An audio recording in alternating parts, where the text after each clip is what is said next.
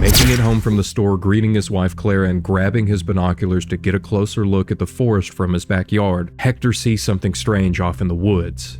It's a woman, and it's after giving his wife the car keys that Hector's curiosity gets the better of him as he decides to find out what is going on behind his home. This decision will change the course of events of Hector's life and his understanding of time itself. Only that's not quite right, because as we'll see, these events have already been set into motion. We've seen each other before, right? And all of Hector's decisions that he will make have already been made, yet still stand to be made by him. You're gonna have to get ready for this one, because the truth of what happens over the next hour and a half to Hector is one of the best examples of time travel in film. And with time travel, two things are certain. One, it can get very confusing very quick. And two, horrific things are going to happen.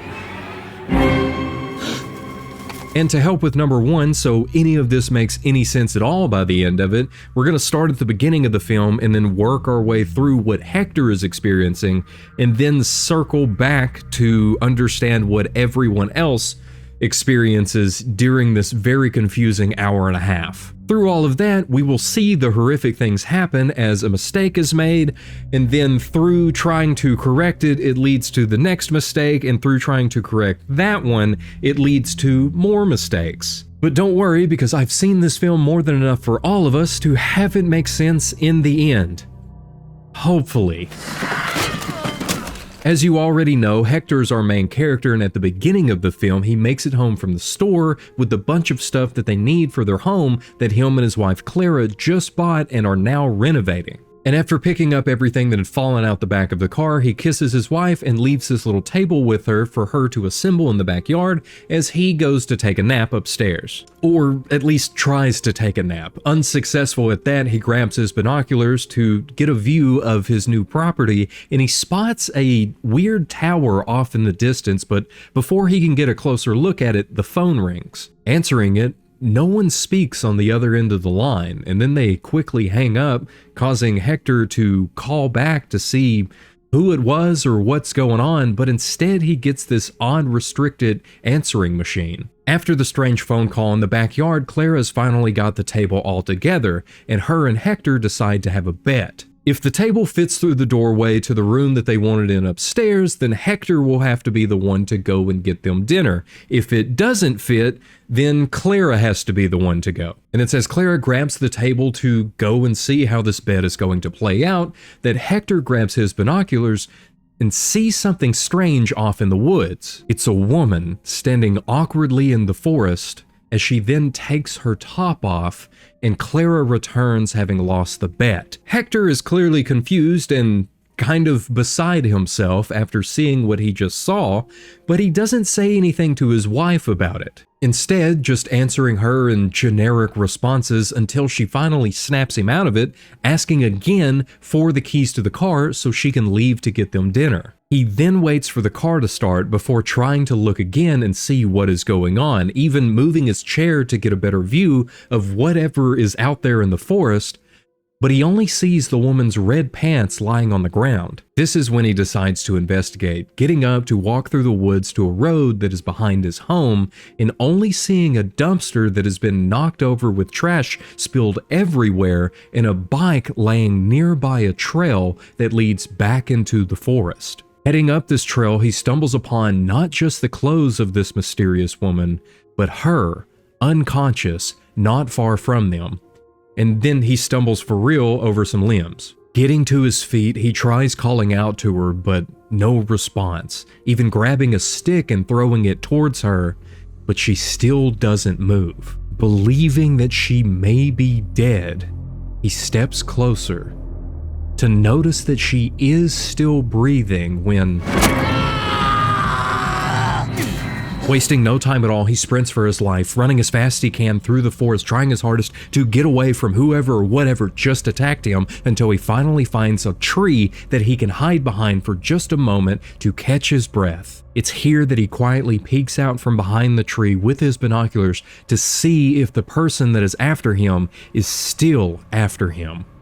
They are. Even with the intense pain in his arm, he knows that he needs to look again, and again he finds them with a bloody pair of scissors in hand as they slowly turn away from him and lift their hands up to their face. Terrified by this, he takes off and runs straight into a high security fence, which he does make it over, but now has a couple more scrapes and scratches. He takes a moment with his face in the grass before making his way to the facility that is nearby, but no one is there because it's Saturday. Then, without much thought of the consequences, he grabs a big rock and throws it through one of their windows. It's beginning to get dark outside, and inside there's nothing really noteworthy except for an odd drawing on the back of a calendar pinned to a door. With just a brief glance at it, he throws it aside and then begins searching the building, and luckily finds him some first aid so he can wrap up his stab wound. It's in a lab that he finds a walkie-talkie and tries it out, and it's answered by someone who works there, as Hector tries his best to explain what in the world's going on, that there's somebody after him trying to kill him, when their conversation is interrupted by thunder. Important thunder, and it will come back up. The man tells Hector to stay right where he's at and he'll be right over, giving Hector some time to look around at all the crazy equipment here in this lab, until the walkie crackles again. One question. Is the man after you wearing a bandage? He asks because he can see a bandaged man through the surveillance cameras making his way towards the lab, jumping over the fence and leaving Hector with very few options. Hector knows with the window being broken that the bandaged man will know that he is hiding somewhere inside, as he then guides Hector out of the building to a lighted path that will take him straight to the silo, where Hector fast walks his way up this path, getting updates from the lab tech about the bandaged man, until the cameras stop working. I don't know where he is. Run! Run! And in a very realistic moment, Hector runs for not very long, then collapsing on the ground, calling for the lights to be shut off to the path so he can catch his breath, because he is not built for this kind of thing. It's the sound of a car coming up the path that reminds him he is running for his life and gets him to his feet and into the silo. Finally meeting face to face with the lab tech, who also happens to be the writer and director of this film, Nacho Vigalondo. And because his character doesn't have a name, I'm gonna call him Nacho from here on. Nacho tells Hector that they will be safe in there, but he's being super weird about it, which, to be fair, everything in here is weird and also now powered to 100%. You can hide in there. What is that? This strange tank filled with a strange liquid really is the only place in here to hide, and Nacho is sure that the bandaged man won't think to look in there because he's able to lower the top to keep Hector concealed. And really, there's not much time left to come up with another plan because the car that is being driven by the bandaged man has just pulled up outside. Still unsure, Hector tries to argue, asking where Nacho will hide, but the top has to be lowered from the outside. So Nacho assures him that he will begin the process and jump into the tank with Hector. It's the bandaged man at the window that finally makes Hector get into the tank as Nacho begins the process of lowering the lid and then completely ignoring Hector's calls for him to also jump in. Climbing out of the tank and spitting out the weird fluid, Hector coughs, stands, and sees a very confused Nacho as he then turns to look out the window and realizes that it's now daytime. It's not until Hector walks out of the silo that Nacho runs over to begin questioning who he is, causing Hector to get up in his face and ask what he did to him and why he didn't also get into the tank. Still not understanding what is going on or who this man is, Nacho just asks if he has been here before, and this is when Hector looks up to see the same strange tower that he first spotted from his home. We've seen each other before, right? Hector doesn't respond, only walks in the direction of his house and uses his binoculars to see himself giving the table to Clara. Falling to the ground, Nacho also uses the binoculars to see the other Hector and kneels down beside him, even taking a moment to glance around to make sure that all of this is still real. Here, Hector stands and begins walking down the path because he is going to go home and call the police. He might try sending a message in a bottle, but it's not going to work because Nacho has to remind him he's already home and he can have another look in case he's already forgotten. And he does have another look to see and realize that they're doing the same thing that he had already done before. This is when Nacho tells him the date, September 16th, 2006, and Hector says that can't be right, because that's the same day that he got into the tank. Only it was already nighttime when he got in. So you only traveled a little. It's here that they discuss what happened. Nacho knows that Hector traveled to the past, and it's this conversation that led, or will lead, to Nacho asking Hector to get into the tank so he can go back to the past to make this whole cycle work. That's why they don't need to do anything but wait, because as long as the Hector that is currently at home makes it into the tank, this Hector will then be able to just pick right back up as the only Hector and continue his life as normal. This is all still very confusing to Hector, so Nacho pulls a calendar down off the wall and then they step into the break room where he can also get him a coffee. Sitting down after inspecting the no longer broken window, Hector is then educated on who the man is in his home right now, Hector 1, and who he is now, Hector 2, and how they can both exist at the same time. Look, you're here.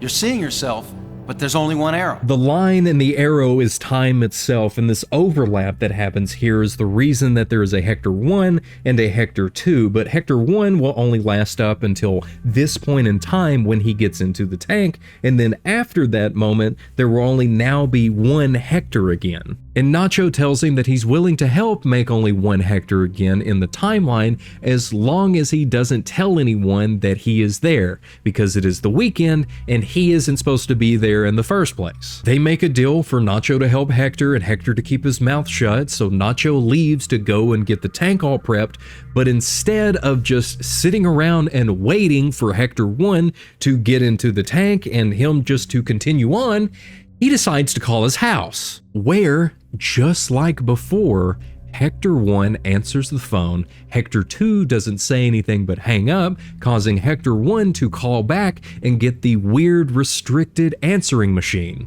It's the ringing of the phone when Hector 1 tries to call back that gets Nacho's attention as he runs in thinking the entire plan is already messed up within a couple of minutes, until they both realize that this did already happen, so everything's still on track. Just as long as Hector 2 doesn't do anything else to mess it all up, because if he alters the events to where Hector 1 doesn't make it into the tank, It'll be the end of your life as you know it, all right? so what does Hector 2 do when Nacho leaves to go and get the tank all prepped? That's right, he steals some keys to the car outside and heads for his home. Only before he makes it, he passes the same woman that he saw in the woods riding her bike on the road as he slams on his brakes, looks back at her, and wonders what happened. He's mostly okay, other than a large cut on his forehead, but luckily he still has that bandage wrapped around his arm that he can use to stop the bleeding. The moment he touches the bandage, which is still soaked in the weird white fluid from the tank, to his face, everything clicks as he then begins to wrap his whole head with it, just as the woman comes running to see if he's okay. They speak briefly, she goes to call an ambulance, he makes his way up the hill, and then is helped over to the curve as she tries to leave to go and find signal somewhere so she can make the call, but he tells her no because he's feeling dizzy. Then it's here, after giving him some water, that she fixes the bandage on his face. Here, let me. That way it won't fall off. He has seen these scissors before and knows that he will need them, so as she goes to make the call, he slips them from her bag and into his pocket. Then, without explaining because he doesn't know how, He tells her that he needs her help and to follow him as they walk over to the very same trail that he went up into the woods earlier. And it's near the trash that she drops her bike, and he also spots the trench coat that he needs to wear. Here he points into the woods and starts walking, again telling her that he needs her help, and I completely understand why she goes to try to coax him back to the road so they can actually get him some help. It's because she knows that he was just in an accident, and after that, he is most likely just confused and doesn't really know where he's at. After all, he already said that he was dizzy, but from the way that he's acting, she has to give him one final chance before leaving him out there. I have to go. That way. Please. They begin walking, and Hector too assures her that he will explain everything afterwards. And she questions why he can't just explain it now, and the only thing that he says is that it is hard to explain. Then stopping in the same part of the forest that everything happened in earlier, Hector 2 then takes out his binoculars to find that Hector 1 is already sitting in the chair in the backyard, looking off into the forest, just as before. This is when she takes her chance and runs away as Hector 2 chases after her, but then trips and falls. So he checks Hector 1 again to see what he is doing, and that's when he remembers when he first saw her, which allows him to be able to sneak up behind her with the scissors. And here is when things get gross, and before they do, I would like to point out that her shirt has 2 cats on it. One on its back and one on its feet, being a representation of Schrodinger's cat. A famous experiment that I'm sure many of you have heard about, but the whole experiment was to illustrate the concept of superposition, which in the simplest of terms is where one thing can be 2 things at the exact same time, the same way that Hector 2 is right now, being both alive and dead in this moment, because Hector 1 hasn't yet made it into the tank to ensure that he will continue living, but he knows that he made it into the tank, which is the reason that he is currently there and is alive. So it puts him in this weird position of being in between, or superposition. This is his reasoning for doing everything that he does throughout this whole next scene. He is remembering what got him into the woods and is only trying to ensure that the same thing will happen to Hector 1 now so he can continue to exist. And I will explain all of this much more later on, because for right now, all we're experiencing is what Hector is experiencing. And since there is more for Hector to experience through this whole thing, that means that it's not all going to make sense right now, just as it doesn't make sense to Hector right now. And as for the woman, who also doesn't have a name in this film, I'm going to call her Barbara from now on, because that is her actress's name. Barbara is just caught up in the middle of all of this, having no idea what is happening or why it's happening. Only that it is, and it's the same way that it happened last time. But now both us and Hector have the understanding that the reason she was in the woods and took her top off in the first place to get Hector 1's attention is because he was there and made her do it. And he is completely disgusted with himself, not even daring to look at her, only keeping his eye on Hector 1 and telling her what to do. That is until he tells her to fully undress, and she, of course, believes that this entire thing is just some weird fantasy that he has. So then she begins to make statements in that direction, so he continues to look away, trying his hardest to explain that's not what this is about, right as she kicks him in the face and darts through the woods, trying to get away from this freak, leaving her red pants behind. And he goes to chase after her, but then he remembers that the last thing that Hector 1 will see before he decides to go into the woods are these pants on the ground. As he picks them up, puts them in the correct position, and then goes after her, finally finding her and tackling her right down a hill. This is why she was unconscious when Hector 1 finds her propped up against the rock. All of it done by Hector 2, including the undressing part. We will also talk a lot more about all of this and the decisions that Hector 2 made, but for right now, understand that the reason he made these decisions is because that's what he remembered finding and seeing as Hector 1, which is exactly what is happening now as Hector 1 has made his way into the woods and Hector 2 is hiding behind a rock. So the moment that Hector 1 walks up on Barbara, Hector 2 sneaks up behind him. Again, Hector 1 flees deeper into the forest, and Hector 2 stumbles around for a bit, trying to figure out where he needs to be to do the fake binoculars back at himself. Even trying it multiple times in different ways to make it work, but to no avail, until finally he is in the right spot at the right time and it works, and Hector 1 is then sent on his way towards the facility. And with his mission nearly accomplished, Hector 2 sits down in the woods and tries to relax after all of this insanity. Running back to check on her and maybe try to explain what just happened, he doesn't find her. But he does find her necklace dangling from a bush nearby at the same time that he sees the lights of his own home come on. Inside his own home, he calls out for anyone inside and then makes it over to the phone where he finds it missing from the receiver. Ripping it from the wall and most likely knowing what this means, he is stopped by a sound from upstairs. So slowly, he begins to climb up them.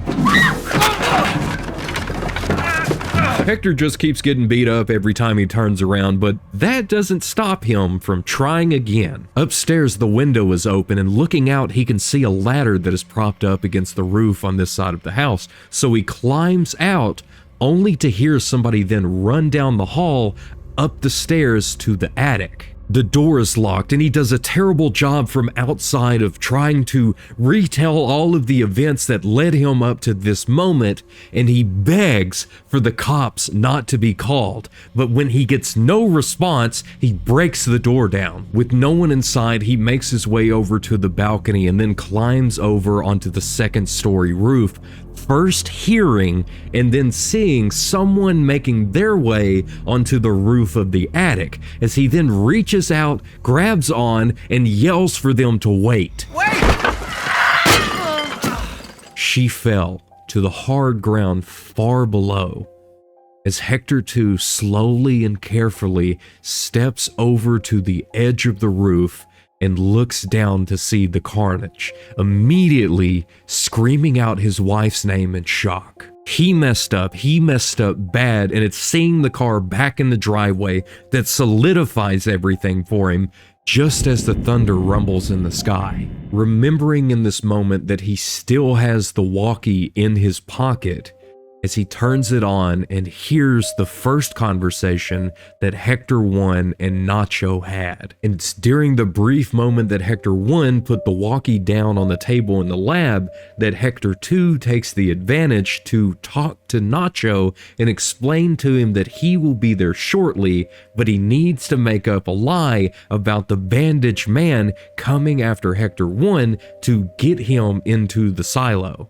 Hector 2 has a plan, but right now the only plan is to get Hector 1 into the tank as he takes the car, rams through the gate at the facility, drives up the path to the silo, gets out, walks over to the window, pops up to scare Hector 1, and then sits outside the door to wait for Nacho. They did it. Hector 1 has successfully been sent back to the past, and now everything is right again with the timeline. And Nacho, being the scientist that he is, begins walking back towards the lab, requesting for Hector to follow because he is the first vertebrate to ever be sent back in time, and they at least need to run some tests on him now. It's also here that Nacho makes a remark about the lie that he made up about the surveillance cameras, even though he does think that that probably would be a good idea. But everything he says doesn't matter because Hector isn't following him. Instead, he went back into the silo. I have to get back in. What? Something went wrong. Nacho tells him no, causing Hector to go inside to grab a crowbar and threaten to destroy everything inside. But Nacho tells him to just go ahead, and Hector does. He goes inside, we hear him banging around on stuff. But before Nacho goes running back in, he pulls something from his pocket and throws it off into the grass, then running to see what in the world Hector is doing. And Hector 1's just knocking a bunch of stuff over and demanding that he has to go back in time, but Nacho tells him that he can't. It's impossible. The first trip that Hector 1 just took used up all of the power, and there's no way that they could do it right now. But Hector isn't dumb, because behind Nacho, something is missing. Something Hector remembers seeing there before. And after a good smack with the crowbar, Nacho relents and explains that it was one of the batteries to the machine and that it won't work without it. Hector's just gonna have to continue smacking Nacho around until he finds the battery outside. First, he wants Nacho to see his face and to see everything he has been through in the last hour and a half. Then grabbing a flashlight and throwing it at Nacho, leading him outside. It's here where they talk about the extra complications that could happen if he were to go back in time again. The first problem is that the machine has just been off and he can't go back before the first one if the machine isn't even on. Second is that it's going to make it even more complicated, again trying to make sure that Hector 1 gets into the tank so Hector 2 can even exist. Third is the question of what would be done after Hector 1 goes into the tank and then Hector 2 is there with him, who would now be Hector 3, and Hector explains that all he would have to do is take out that Hector 2. And that's after fixing his mistake, which is its own problem to begin with. But the problem right now is, why did Nacho throw away the battery before Hector ever said anything about going back again? Because Nacho had already pulled the battery out before he came out to even see the bandage man for himself. Hector realizes that Nacho knew what was going to happen all along and demanding answers, asking him why the lies, why the tricks, and with another smack of the crowbar, Nacho says, Because Hector 3 told me. Hector 3. He was not the first to come out of the tank. He was the second, appearing only 30 to 40 seconds after the first one came through, which was Hector 3. Hector 3 appeared, threatened Nacho, and then left without saying what he was doing, only calling him later on the walkie-talkie to apologize to Nacho, saying something had gone wrong and now everyone would know what they had done, so if he wants to keep his job and not get into trouble, he has to keep Hector 2 out of the tank by any cost. You mean to tell me the second trip I'm about to take was made already? This is a very important line and you need to remember it, but Hector just says that it doesn't make any sense. Then he asks about Hector 3, specifically about him calling back with his walkie. The same walkie that he currently has in his pocket. So he then throws it on the ground so he could smash it with the crowbar, but when Nacho shines the flashlight onto it, they find the battery. Defeated, Nacho just tells him to think it over. Just as the rain starts and they hear sirens making their way to Hector's home, meaning he has no choice and must get into the tank and become Hector 3. Now the movie isn't over, but Hector 2 just made the statement that the second trip already being taken doesn't make any sense, but it does. It all makes perfect sense. Because their problem this whole time is believing that they can alter events of the past by simply going back into the past, but this isn't that kind of time travel. It's not like in Back to the Future where you can go back, alter some events, and then get a whole new timeline out of it. This is the timeline and always has been. The events that have played out for Hector 1 are the exact same for Hector 2. I think another example that might explain this type of time travel a little better is from Looper. Because we have the whole thing with the character of Seth, who is played by Paul Dano at the very beginning of the film, who lets his old version of himself go instead of closing closing his own loop. This is called closing your loop. Then, of course, the bosses don't like that, so they capture the younger version of Seth. They torture him and even carve into his arm an address that shows up as scars on the old Seth, along with slowly removing body parts until the old Seth makes it to where he's supposed to be. But all of that happens because something is happening currently to the younger Seth. It then appears as old wounds on the older Seth. But with this kind of time travel, when the older Seth shows up, he would have already had the address as scars on his arm, as well as missing the limbs that they do eventually cut off of the younger Seth, because all of those things were going to happen in the future. He's from the future, and it's one singular timeline, so those things would have already happened to him in the past, but not yet for the other Seth. It's not a good thing.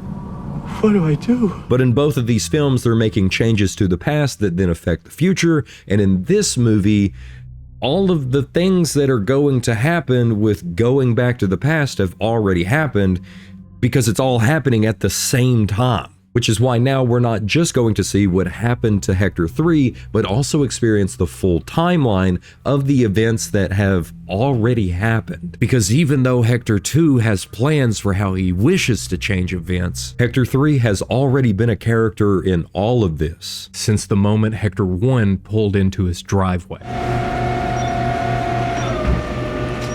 This makes for the first time that Nacho has ever seen Hector, and being too stunned to speak, Hector just tells him that the machine works, he's from the future, and that they need to prepare the machine again because there is another version of himself that will be there in just a few more seconds. Rightfully confused, Nacho tries to ask some questions and is slapped for it, with Hector telling him that he knows he isn't supposed to be there that day, and if he wants to keep that a secret, then he will do what Hector says. Closing the lid, Hector 3 then hides behind some equipment, just as Hector 2 arrives in the lab. And yes, even on your first watch, if you watch closely, you can still see Hector 3's hand right here when Hector 2 first emerges from the tank. The attention to detail with how they shot this entire film was very impressive. Hector 2 steps outside, while Hector 3 gives directions to Nacho, as he needs to distract Hector 2 for a moment, who will also explain way more in detail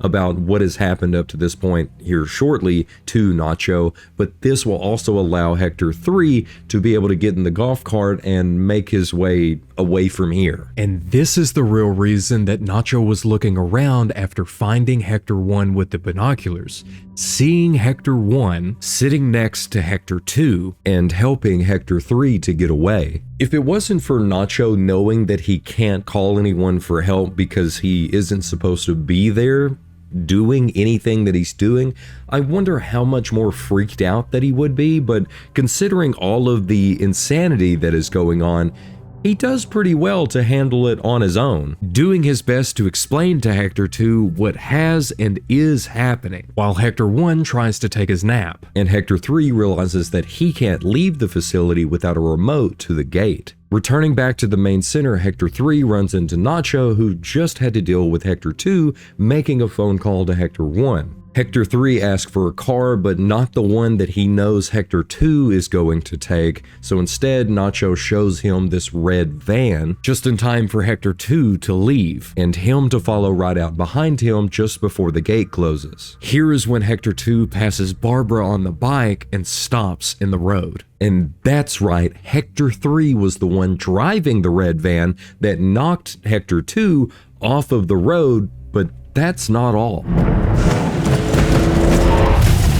It was because of Hector 3 that the dumpster was knocked over and that this trash was everywhere, which allowed Hector 2 to find the trench coat, and it is also what catches the attention of Hector 1 to find the trail. Of course, it also led to Hector 2 getting the cut and needing to wrap his head up in the bandage. But this mistake also had Hector 3 completely out of it until after the events of luring Hector 1 into the woods are done. And it's actually this moment that Hector 3 unclips his seatbelt and falls out of the van.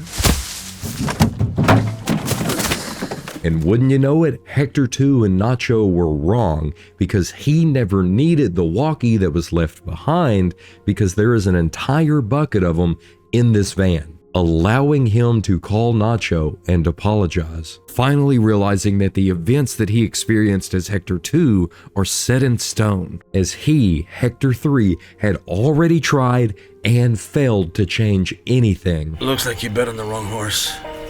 I'm a failure. It's at this moment that he sees Barbara walking through the woods, and it prompts him to ask why Nacho had to turn the machine on at all. And he doesn't know. He just wanted to try the machine out before the big day comes when they do fully test it. Hector 3 warns him that if he wants to keep his job and his life as he knows it, he cannot, by any cost, let the one with the bandages into the tank. And then he throws the walkie over his shoulder. At least that way somebody will be there to smack you. Looking behind her with each step, Barbara screams the moment she sees Hector 3 standing next to the wrecked van. A scream that is heard through the forest by Hector 2. But Hector 3 assures her that the bandage man who they are both running from won't find them there. He then sits and falls asleep. It's only for a moment though, as Barbara has found a house nearby which will give them a place to hide and maybe even get some help. So she then helps him into the front door of his own home, right at the same time that Hector 2 is kicking down the fence to enter from the other side of the house. Barbara leaves Hector 3 in a side room downstairs as she goes upstairs to see if there's anything up there that might be able to help them, and it's just as she leaves.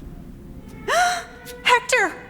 Clara is seriously concerned for him because of his face, and she's also terrified because she just saw a man break the fence down, start making his way up towards the house, as well as hearing somebody upstairs, which prompted her to call the police. More and more pieces are falling into place for Hector 3 so he can fully understand what all has happened. And it's just as Hector 2 enters the house and calls out that he leads Clara outside and grabs a ladder from the storage closet and then locks her inside. It's as Hector 3 is climbing up the ladder and through the window that Hector 1 is throwing a rock through the window at the facility. But it's Hector 2 that hears the window shut. As Hector 3 jumps into the room, the same room that the table wouldn't fit into that caused Clara to have to leave in the first place. Hector 3 doesn't only see the table blocking the doorway, but also Barbara across the hall in the next room as she signals to him that there's the bandaged man making his way up the stairs. This distraction allows Hector 3 enough time to run across the hall to the room that Barbara is in and explain to her what she needs to do next. The man downstairs is crazy. He saw her from far away and went nuts. Now she needs to hide from him and she needs to fool him. The place to hide is upstairs in the attic, and the way to fool him is a red coat and a haircut with the same pair of scissors that she used earlier that day to cut her neighbor's hair. At the same time, Hector 2 has made it up the stairs and has noticed the open window and seen the ladder and has now climbed out through that window. Hector 3 looks at Barbara and calls her beautiful, just before telling her to run for the attic. Hector 2 stops, climbs back in, and chases after her, trying his hardest to explain what happened earlier in the woods. Sorry I was far away. For God's sake, don't call anybody. Hector 1 has just found his way into the lab where the walkie-talkie is. Hector 2 has forced the attic door open, and Hector 3 has made it back to the storage closet to be with Clara, who he calmly leads to one of the chairs in the backyard and grabs his own to sit next to her. Just as Hector 2 grabs the foot of the woman wearing his wife's coat as she falls to her death.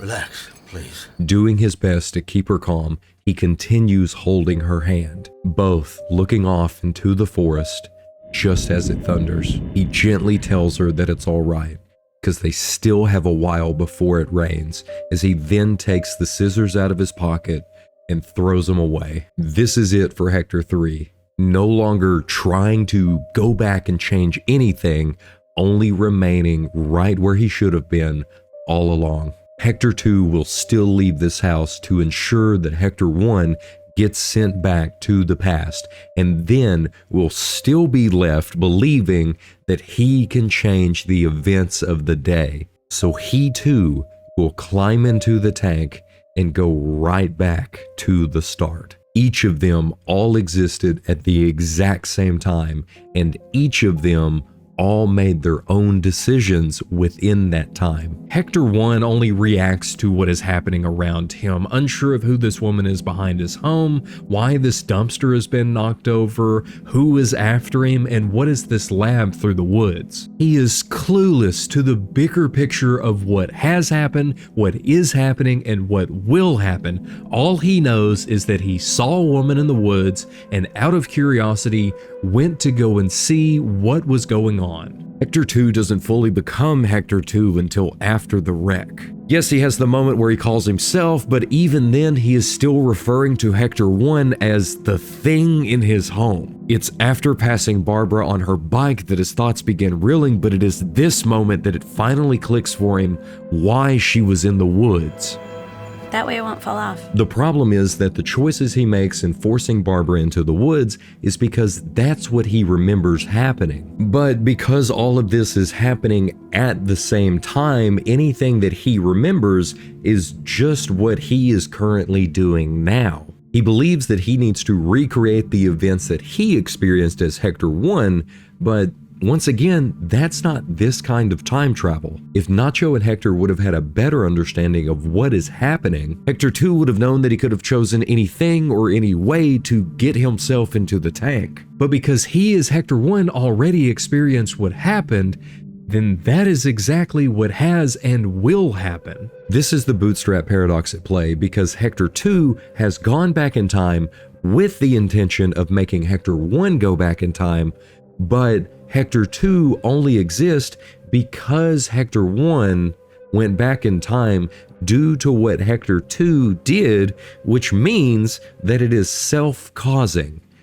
And it is also selfish, as Hector 2's reasoning for getting Hector 1 into the tank is only to keep himself alive. Stop Hector 1 from getting in the container, it'll be the end of your life as you know it. Only this is also where the grandfather paradox comes in, because Hector 2 cannot make the decision to not have Hector 1 get into the tank, because that would mean that he never existed, and simply by existing means that he accomplished his goal of getting Hector 1 into the tank in the first place. Do you understand what I'm getting at? Because there are not a lot of time travel films that hold up under this level of analysis, because a bunch of them will get all messed up when it comes to these paradoxes, but here, everything makes sense so far. We've looked at Hector 1 in the white sweater, and Hector 2 wrapped in a pink bandage. So all that is left is Hector 3, who is now stained in the deepest red. The ignorance of Hector 2 falls away the moment he falls out of the van. The bucket of walkies next to him is what confirms what didn't make sense earlier, that this trip had already happened. You told me yourself it failed. I'm a failure. And the events of the day are already set, and have been since before Hector 1 made it into the tank. This time around, Hector 3 has learned from both of his experiences and is still reacting to the new things taking place, but also seeing each moment for what it is and understanding his role in the outcome from the moment he sees the red van. What are you gonna do? Go after him. To when he hides Claire away, climbs the ladder, and places the red coat onto Barbara. He knows what really happened and how he had a hand in the outcome, and he also knows that he will be the last one, as Hector 2 will not fail to get back into the tank. What I say won't stop you no matter what. Happy? And I'm sure after everything that happened, how much he suffered, how much he made others suffer, that here is where he wished he would have stayed, next to his wife, instead of letting curiosity catch his eye and chasing after it the moment she left, only for everyone involved to get hurt more and more as he tries again and again to cover his tracks and correct his mistakes. Hector should have left the box closed. There's something up there. In a bush. Because everyone knows. Wait! Curiosity killed the cat. Hector. It's okay. We still have a while before it starts raining.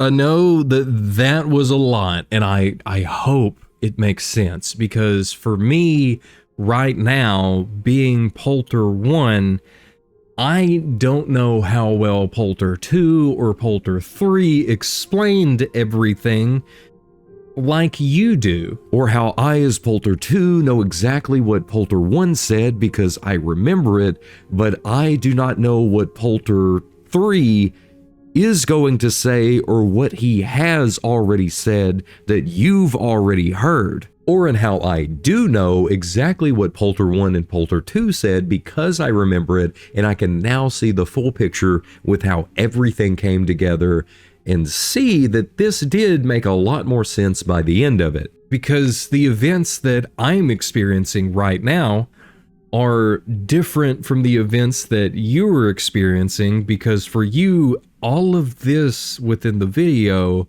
is happening at the same time, which is great, even though my voice is clearly messed up and I had to re-record so many of these lines. This is what happens if I'm not able to get a drink for the majority of the video. And if you made it to this point in the video and just realized how time is working for me as Polter 1, I thank you so much for watching all the way up until this point, because I know that I am taking a risk by covering this movie when apparently nobody has even heard of it except for a couple of us. My favorite thing about this film is that people keep talking about it after they have seen it. And of course, as always, I have to thank the channel members, and the channel members did directly help me to be able to make this video by getting the trench coat, getting all of the wraps, getting the fake blood and everything else, as well as finding the special edition of the movie that I have that has the alternate cut with the chronological version of this film. And if you can get your hands on it after watching it straight through the first time, it is amazing to go back and see everything as one consistent event of how it all worked out during that day. And let me know if you would like to see more videos like this. I have a whole list of movies that are never talked about, and they're also a little bit confusing, but I love them so much and I would want to talk about them and share them with you. But with all of that, remember, if you see something strange off in the woods, don't keep it a secret and do not give in to your curiosity. Instead, just take my hand, have an extra blessed day, and I'll see you in the next one.